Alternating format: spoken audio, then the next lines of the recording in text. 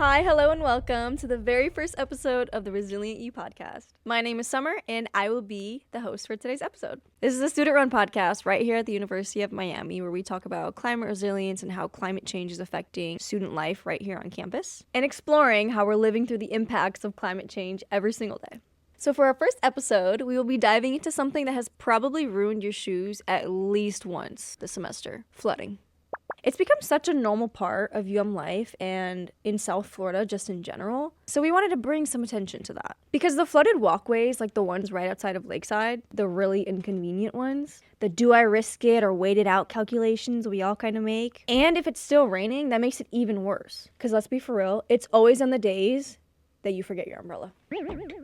Every time. I'm actually very guilty of that. Every single one of those moments, that's what climate resilience actually looks like. We're all finding ways to adapt. We just don't actually call it that in like a normal conversation. So we went out and we asked some fellow Canes about their experience with flooding here on campus, and their responses are pretty shocking. So anyways, that's enough of me. Let's hear what they have to say. Are you ready for your first question? Yes. Okay. If you had to describe campus flooding in one word, what would it be? Intense. Intense. Inconvenient. Consistent. It's terrible. What's the most inconvenient thing that has happened to you because of flooding on campus? One time I was walking to class and my shoes got soaked. I've had to take my shoes completely off before, like walking to barefoot? class.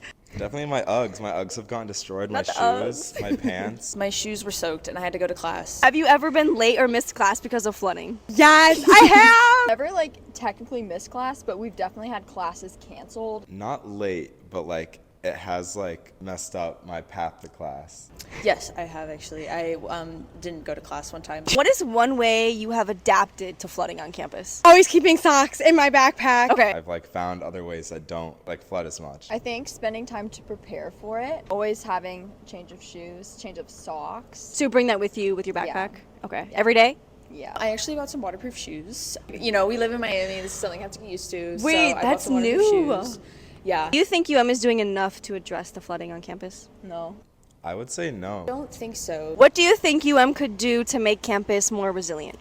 We need some resilience plants with deep roots. There's literally no drains anywhere. I think they could definitely work on rebuilding some ground foundation. Changing the layout of the way and where we're walking. Well, thank you. Thank you. Yay, we did it. All right, real talk.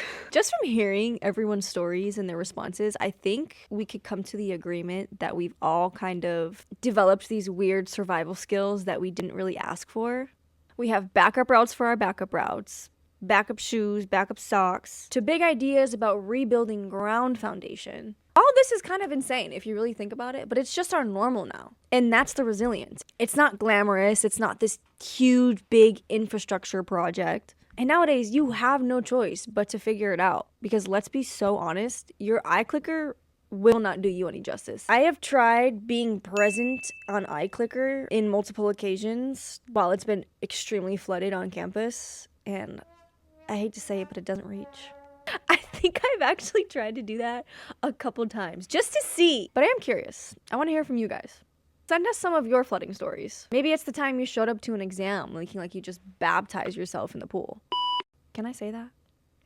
Trust me, I've been there many times. I actually think, now that I think about it, I actually think I have a video from this semester walking on campus completely soaked. This was actually a terrible day. I brought extra clothes this day too, because I remember going to class. Everyone was looking at me. I went to class, and then I took my backpack, went to the bathroom, came back in a completely different outfit. Came prepared. Anyways, maybe you have some genius hack to stay dry that the rest of us kind of need to know about. So feel free to DM us, drop a comment below. We might even start featuring some of your guys' stories in our next episodes. So definitely do that. And of course, if you have any ideas for how UM could better fix these issues, we definitely want to hear those too. Until next time, stay safe, stay dry, and stay resilient.